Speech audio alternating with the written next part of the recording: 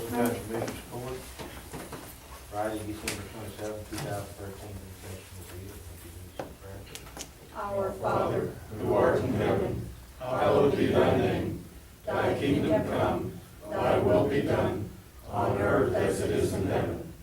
Give us this day our daily bread, and forgive us our trespasses, as we forgive those who trespass against us. And lead us not into temptation, but deliver us from evil. For thine is the kingdom, and the power, and the glory forever. Amen.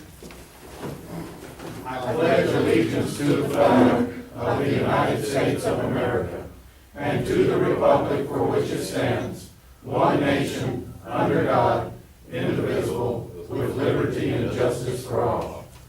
Honor the Texas flag. I pledge allegiance to thee, Texas, one state, under God, one and indivisible.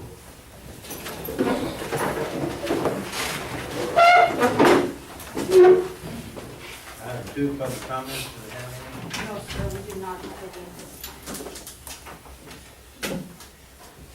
Item 3, certificate of completion. We have none at this time, sir. Item 4, Lester Butcher Campbell, President, Catholic Life, branch number 76, presentation of the flag for the courthouse annex number 3. Sheila? In behalf of Catholic Life, branch number 76, Lester serves as the president and I serve as secretary and treasurer. We would like to present this to Commissioners Court. You're now starting your new renovations here, and there is a pole out there, and it would be an honor for us if you would fly it there. Amen. Amen, thank you. Hold on a second, we'd like to judge your picture. Can you present your front? Why? The question is it turned on? Did you turn it off? No, I hadn't touched it, but Okay, I don't there's see an on anything. button right there. The man's open? Okay, isn't open. Turn it on just again sometime. Is it All on right, there? but somebody who knows more about this come here. Would you help me, please? Yeah, I don't know anything. Yeah, well, I can punch Flatten the the flag a button, little bit but so the stars Josh? Or they don't show. know where they show. yes. Perfecto.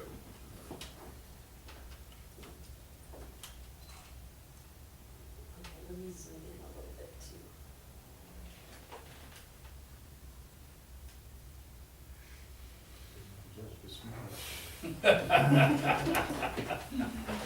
Okay, now we wanted one with the entire commissioners And we'll court, get so we can behind them or stand. behind them over here?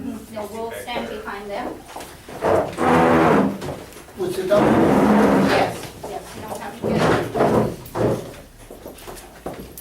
You see it okay again? Yeah, I can see you, but You go ahead and get Is there yours somebody first. behind that flag? Oh.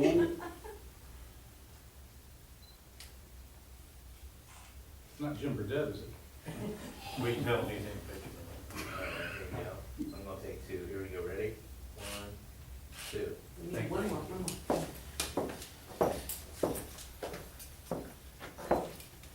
Okay. Thank you. oh, you're welcome. Thank you. Be on that flag. In the office till it's time to call the judge. I'm gonna put a line in my- I keep moving away from you. Keep moving away. Stop, Eugene. Just stop. No, with it, you know there's a restraining order.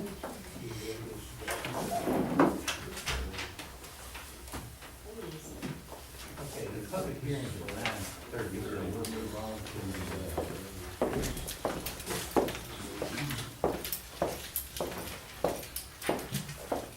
item 10.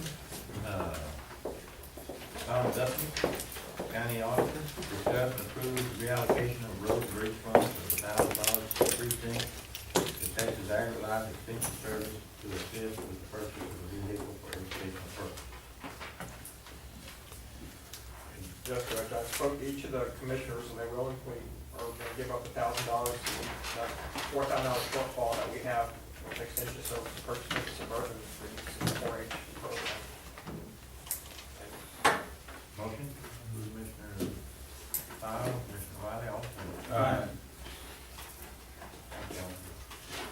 Item 11, discuss and approve the statute 81.005A of the local government code to set commissioners' court meetings for the second and fourth Monday of each month.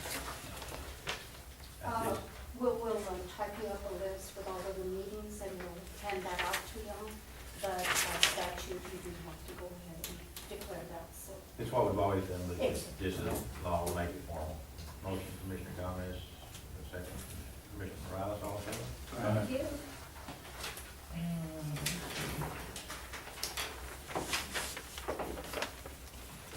Item 6 through 9, Joe. You know that. Say what?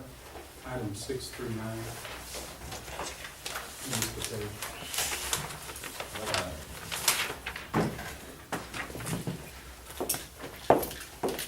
You may have done it on purpose, I just want to point that out.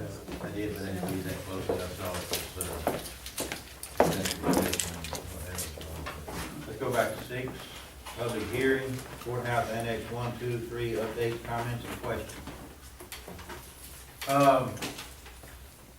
The certificate of obligations, it just rehashed what was said, but in January, they will be publicized and go out for sale. As I understood from Mr. Henderson, that anyone local could participate in the purchase of it if they chose. What's the turnaround from, I assume, are we gonna have it on our first agenda in January? I'll have to get with him to, for sure, but it has to be publicized again, I assume. Probably another 30 days. Yeah, I'm And hearing this we had to morning. wait 30 days after the election before we get into it, and that was his recommendation that in January that we do that. Have you had any contact with Mr. Henderson? No, sir, I have not. We probably need to get y'all to visit, and everything like that. But anyone else have any comments, questions, anything about the annex 1, 2, and 3? If not, we'll move on to item 7, Nick Store, Wilson County Librarian, discuss and take action on interlocal agreement with the city of Stockdale about Wilson County deploying a degree librarian to work in the Stockdale Public Library. Back to the, I believe I called it a memorandum of understanding. I worked with Catherine, and we worked out the interlocal agreement that I'm here to get your approval to see what y'all's opinion is. Mrs. Peck is still pretty firm about retiring in April, the last working day of April. So I would like to know about hiring a degree librarian to work at the Sarah Baines Chamber Public Library in Stockdale. Now, is that gonna function as a wing of the, No, they want to be independent. We would just provide them with a degree person that would help them keep the doors open, do an inventory, and help them become accredited by state standards. Once they become a benefit for us as a library here, once they become accredited, whatever service population they serve, such as the city of Stockdale, is pulled out of my service area, and our 1-to-1 ratio that we're struggling to keep up with goes down, so it benefits, them and us. because I think it's a great idea, but then Stockdale is sort of the hub, if Stockdale could be a hub, Right. of precinct 4, but I have had questions raised about, why are we doing it in Stockdale and not doing it in Holt? Are we gonna do it in Livonia? That sort of question. My long-range goal is to see how far our library services can go throughout the county. Stockdale is the only city that has a building, it has the books, it has the operating system to check books in and out. We already have a kiosk in Livonia, and that's rotating very well, that a few years down the road, I could possibly see us opening a branch there, but not for some time. The kiosk has about 250 items in the vending machine, and we are always replacing those 200 items. And we're getting about 200 items a month, which I out. So for a slow mine like mine, That's fine. will you restate again what the benefit is for the county library for having someone in the Stockdale library? What it is right now, the state sets our service population, who we're supposed to reach out and touch. Right now, we're supposed to reach out and touch the entire county Right. because Stockdale's not accredited with them. They're solely 100% volunteer, everything. Most of their stuff is donated. I believe the city of Stockdale pays a little bit for new materials and they pay their electricity. But if we could get Stockdale accredited and recognized by the state library, whatever their service area may be, whether that's the city of Stockdale proper or its outlying area, that reduces our population area or our service area. And the state has a 1-to-1 ratio. So for every person in the county, I have to have one item that can be checked out. So all those numbers that we worry about every year when you're doing your budget Right, and the conversations we have, that requirement would be easier for you to meet, correct, for the county to meet right. by doing this. And once if you ever don't meet one of the state criteria, they put you on probation and you have 3 years to catch up to them. But as our county continues to grow, my numbers keep growing, and if I ever slip back, it makes it twice as hard to catch up. So if Stockdale can become accredited, they're pulled out of our service area. And one of the requirements is you have to have a master's degree person on staff. Right, So we're gonna have to train one to become a master and send them over there? They should already come out of library school with their master's in library science. So if next year, Polk, we haven't had a conversation about this at all, but let's say that Polk looks at this, and I know there'll be questions asked. So Polk looks at this and says, okay, if that's what it takes, somebody donates a building and Polk establishes a library, Right, then, and they say, okay, we've done everything Stockdale has, right. what do you do then? It would have to come open for discussion, because it's gonna take a lot. Poth is gonna have to kick in most of the money, because the buildings are not expensive, even the books. I don't have the money to give you the books. Stockdale already is up and running. As a function. Right. But the city of Stockdale is not gonna put in any money into this? They currently support the library itself by, they pay the utilities, they pay the garbage pickup. Everybody else there is 100% volunteer. I know 2 summers ago, I helped them come online with the same operating system.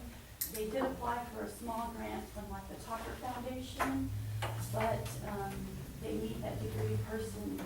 For some reason, the state requires every accredited library to have a degree person on staff. I'm reading this, that either party can terminate any time without any problem whatsoever. Right. And with your grants and things, there's sometimes dependent on the fact that you meet those criteria to do that. I know they said they're interested in applying for that E-rate grant on their own so they can get the high-speed internet for their computers. They would like to have more computers, but without being state accredited, you can't apply for federal grants unless you're approved by your state library that you meet certain criteria. Personally, I think doing this is a good idea. The issue that I have is I have to think outside of my precinct as well as within my precinct.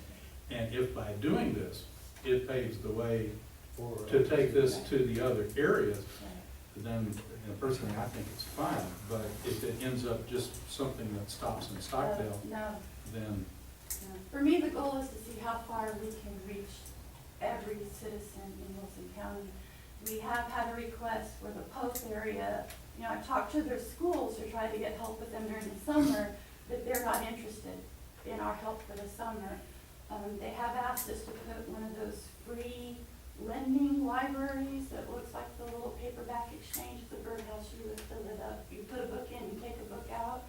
So, I'm looking for a carpenter that can manufacture that for us. And, Judge Kennedy said we could put one outside her office if we chose to put it there. So, we are trying to reach Stock, Post, but it's the same thing, with Laverne, it's the little bitty stuff. Do they know the numbers, or how many people move to Stockdale? No, see, that's what this person would help them do, because it's gonna take you a year to get all of the data lined up to even apply for accreditation. I understand they've had a number of people using their computers, but I don't know what the numbers are. I don't either. There's so many angles to this whole thing. Is the county's in the middle of growth, whether from the Eagle Ford, whether it comes from Eagle Ford wells within our county, or the growth in the Karnes County, Atascosa County, and the workforce in San Antonio that's gonna create more people, more jobs, more everything, in the county. And then the fact that you're talking about a librarian with, when we went out to hire you, there's a very limited number of those people out there. So when this person retires, there's a good chance we won't be able to fill that at a part-time level, but the termination thing's in here. Right. And so, all those things really are going to be. Safeguards. Yeah, so this kind of gives you a little bit of a pilot thing to see how it's gonna affect it. And like I said, it's gonna be difficult to find someone with that, credentials to fill that position as a part-time person. Let me ask one more question, and I agree with everything you said, Jeff. Down the road, whatever, Polk is ready, or Laverne is ready, could you take an accredited person like this and have them work in both locations, or do they have to be dedicated to one No. location? They just have to be on the payroll. They have to be able to show that they've graduated from a American Library Association program, and I know that there are 3 in Central Texas. So then, could this person work theoretically Mondays and Wednesdays in Stockdale and Tuesdays and Thursdays in Polk, and both of them could become accredited? Yes. Even if you would like for me to work 2 days a week somewhere, I would be happy to do that. Because what we were thinking is the Stockdale Library right now is only open 20 hours a week. That's what they have posted for schedule-wise. If this person that we go to hire, if they want the full benefits of the county, they would have to be a full-time employee. So they would have to do their 20 hours in Stockdale and then work 20 hours with us here in Florida. And who paid the other $20?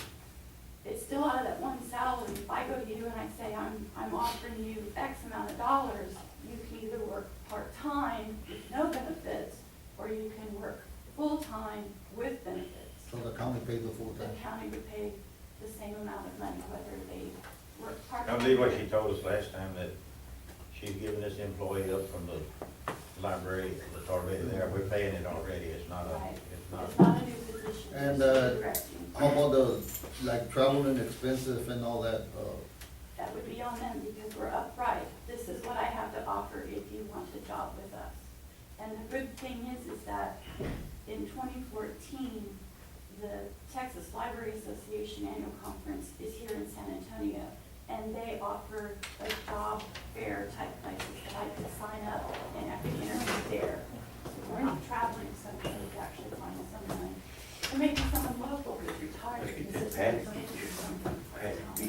So what's gonna be the benefit when we ever build this new library? It's gonna be bigger? And Correct. what is it gonna hurt the other public libraries, the city, or? No, to me, everything should stay the same because we should be able to draw more people to our library, but my staff is gonna stay the same. Mrs. Peck right now is very much a back kind of sort of person. She doesn't work she very rarely works the information desk up front. So we're just shuffling her duties in the back office a little bit. Well, I just hope that none of the cities come and get us all at once Well, that's, And that's gonna be hard to, well, as far as I know, none of the other cities have plans for a library. If we don't pick up more than one, if we pick up Livonia or Polk, then we could split the duty since it has to be 20, so it could be a 20-20 program. Right. I guess that'd be a good thing. So if this is okay, I would like to leave today with an official signed copy from the judge. And then my next step is, if the passes here, is to go to the Scottsdale and get their signatures on it, and then we'll proceed from there. Motion, Commissioner Wiley, second. Commissioner Morales, all in favor? did, the attorney read all this already? Yes. Is this the original one? Yes.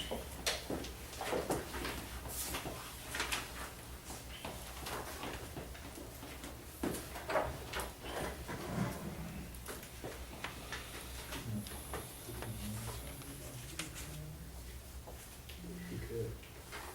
I read that. Come on, huh? Pretty good. The minute, maybe mine too. You have to learn to read those. They take care of a lot of, traffic.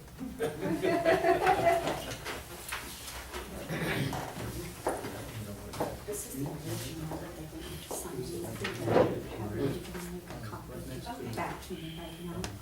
Okay, and then you can hold on to the You original. get the community center and the street just to the east of it, and then over to the- Zoning, okay, just that, if you're making a copy, I'll put it on it tonight. And then we'll go back and just remember that last page with the signature. Okay? And we're, for the sake of time, we're gonna skip number 8 now until after we finish the other, and go to 9. Deputy Baker, Health and Public Safety, discuss and approve enacting a fire ban. And it did its purpose, put it on and it rained, so I don't really see a need for it at this time, but it will be on the next agenda. Keep it on every agenda. You never know when it's gonna sneak up on us. This drizzle ought to help some of the concerns we had for New Year's Eve if it continues. If it won't dry out between now and Tuesday, that could, I'm still kind of concerned about that. We need it, we don't have the financial report or bills or anything, they're not here I was yet. gonna wait till the executive So session. that's good, we'll do that, so we got about 7 minutes till we can, have the hearing on the, public hearing on Senate Bill 1747, so we got about 7 minutes, we'll just be a break till then.